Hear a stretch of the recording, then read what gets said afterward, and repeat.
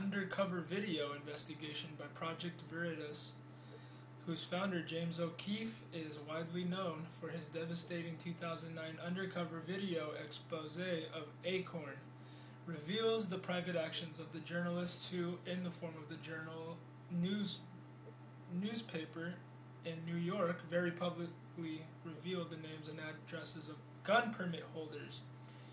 Project Veritas members posed as an anti-gun rights coalition asking to post anti-gun signs on lawns with the simple message that home was a gun-free zone, and they approached journalists in the Rockland and Westchester County areas in New York, including those from the White Plains-based Journal News, but they found that of the dozen homes of anti-gun activists visited, 4 times doors were closed in their faces. 3 times the signs were rejected. Twice law enforcement was called to remove them from the properties, and 3 times they found armed guards already on the properties.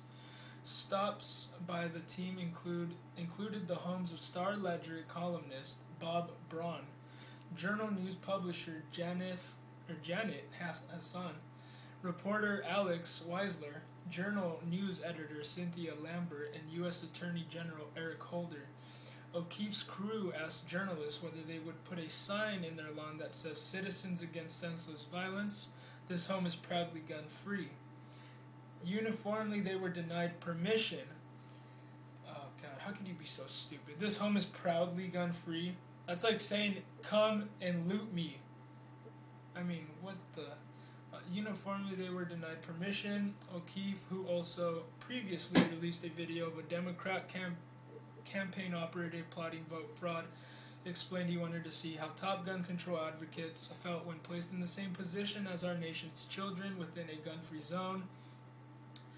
Our nation's children spend the majority of their week within schools that are starkly emblazoned with signs that read "gun-free zone." Project Veritas put that same concept to the test with some of America's more fervent advocates for gun control, he said. He said his team went door to door in New York, New Jersey, and Washington to see which outspoken champions for gun control would be willing to declare their own home as a gun-free zone. It's amazing to see members of our media,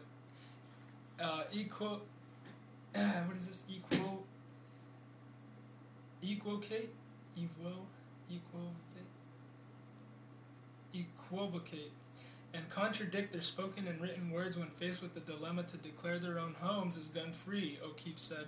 Surprisingly, we found that the homes of the very New York paper that was willing to put the lives and fortunes of gun owners at risk by publishing their names and addresses were also the most heavily armed and protected.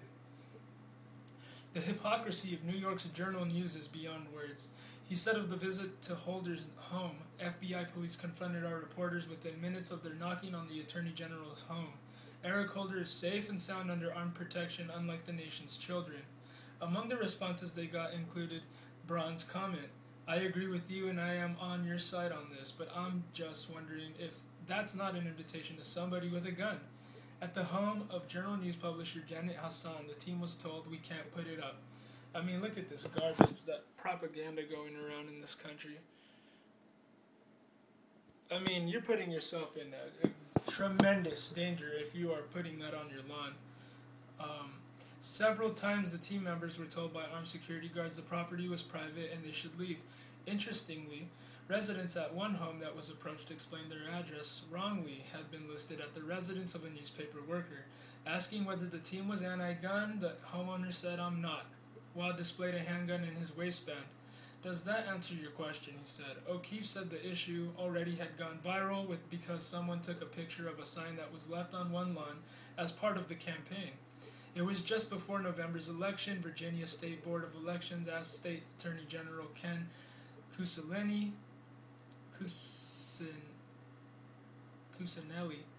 to investigate a video report that caught the field director for Democratic U.S. Representative Jim Moran, Republican Jim Moran's campaign in an apparent conspiracy to commit election fraud. That video sting, first reported by WND, prompted the resignation of Patrick Moran, who is Jim Morin's son, and a criminal investigation by the Arlington County Police Department in Northern Virginia near Washington, D.C. Cusinelli's spokesman, Brian Gottstein, told WND the Attorney General's office will get with local law enforcement, which has already been looking into the matter, and see what information they've already gathered. There's a video.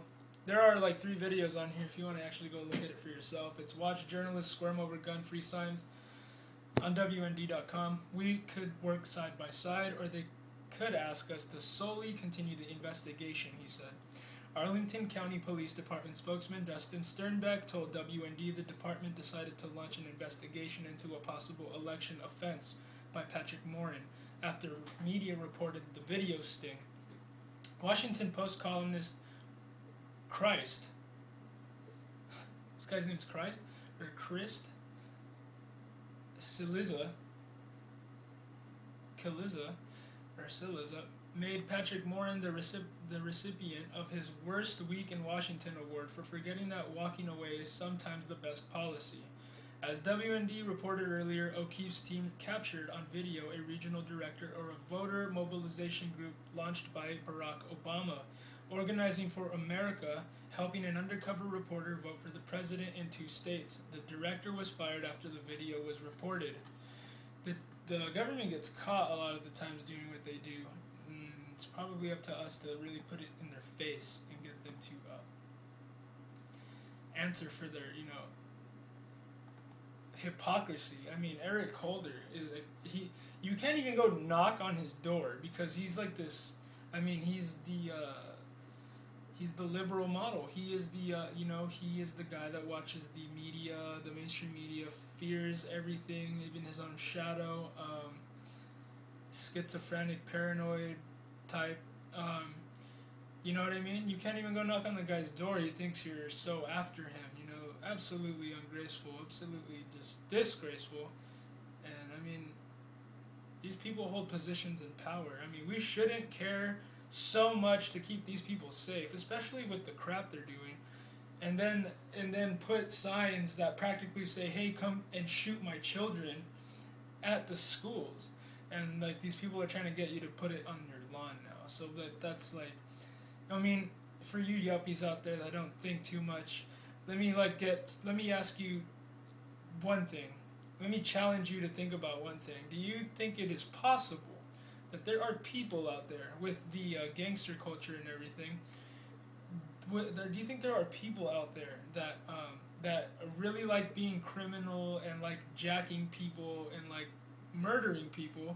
And if you can't even imagine that, then can you imagine if those people had at least a little bit more cognitive thinking than you did and could actually put together a plan to then say that guy saw that sign on your lawn that says, "I have a gun-free home." Say that you let some low-level gangster thug that actually knows a little bit more than you because you're just a yuppie coward.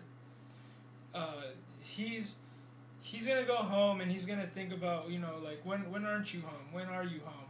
And because he knows that you're wide open. I mean, you're opening your doors to the violent criminal gangster culture to come and jack you when you're vulnerable, like when you're not home or when you're asleep. They're gonna come and get you. Because I actually put a video with this analogy the other day. When you have a gun, it makes it much easier to stop an intruder from either harming you and your family or taking anything of value inside of your house. You have less of a struggle with a gun. You could either scare him away, apprehend him, or if worse comes to worse, you shoot him. But if you don't have a gun, you're going to have a struggle. You might not win. He might grab something in your house to use as a weapon against you. You don't know. But with a gun, you have absolute protection. But without a gun, you are opening your door to a lot of problems. So if you putting a sign like "I have a gun-free home" isn't doing anything good for your community. It isn't doing anything good for the people around you that don't know anything about anything. The trendies that follow everything that the government tries to pass off as trendy and what's newsworthy or whatever. But you're not doing anything good for your family, because then you're just putting yourself in danger, my friend. That's like leaving all the doors open in your house and turning all the lights off when it's 12 o'clock at night or 2 o'clock in the morning, because that's what it is. You're showing criminals and people of bad and evil spirits. You're showing them that you're vulnerable, that you are an easy target, that the lazy Obama supporters that receive welfare checks and are also criminal. They like gypping people. They like screwing people over, just to get ahead a little bit or to survive another day. Those, you know what I mean. You're just helping them get by with their corruption, with the, with the laying down. I mean, it's time to wake up, you guys. We've been lazy and lethargic and paying attention to technology for too long. It's time to really get back into politics and to start getting a word in and saying, I'm not buying all this baloney. I see your paid actor frontman globalists that you put on CNN and everywhere. I see their little act, and it's funny because no one believes them, but they still continue with their act because they're following orders. Obviously, they're following an agenda that's not their own, and they think that it's keeping them on the winning team or whatever. Because people don't follow principle or the teaching or partakers of the divine nature. They're just people who live in fear that think that they have to be corrupt to get by another day. And it's just, look at Al Gore. He totally sold us out by selling current TV to Al Jazeera, and now a terrorist organization owns a United States television broadcasting network. Pretty crazy. Sellout, conformists, liberals, whatever you call them out there, man. I mean, as long as you're not saying anything, you're letting the guys that think corruption is cool, and you're letting them do whatever they want. And for you atheists out there, it's not, God doesn't hate you, and he's not doing this to you. You're not doing anything. You're just sitting back and just reading the news or believing isn't good enough. You have to act. You have to get up and do something. You have to get in their face. You have to get in Eric Holder's face. You have to get in the president's face, even though he makes it very hard to. He doesn't make it easy. Anything that he has to answer to, he makes up an excuse, or, if he needs to bypass Congress, or if he needs to, make an executive decision or whatever, pass executive orders, you know what it's all about now. You know what I mean? Go look at how many executive orders he's had compared to FDR, who I think has the most besides Obama. He does it so that it's because it's fiat. He does it so that you don't have to go through the whole process, because if you did, you would understand that it's unconstitutional and you cannot do that. So all these laws that there's no freedom of speech, Patriot Act nonsense, all these unconstitutional laws are not really laws. You don't have to follow them. And if you're a believer, I recommend you don't follow them, and you don't let anybody tell you to conform and to tell you to lay down. And no, you don't. That's not what our nature is. Our nature is to show an example of what being really free is, and that's not listening to a tyrannical government that thinks that just because they're liberals that they can rewrite history and tell us what's right and wrong and give us lectures about not getting angry and staying cool is what's really smart. But when you're taking our liberties and spitting in our face, putting these red coats on TV to lecture us all day, then we have a right to be angry now. We know what you're doing. We don't agree with you. We're not going along with it, and we're going to say something about it now. So stand up.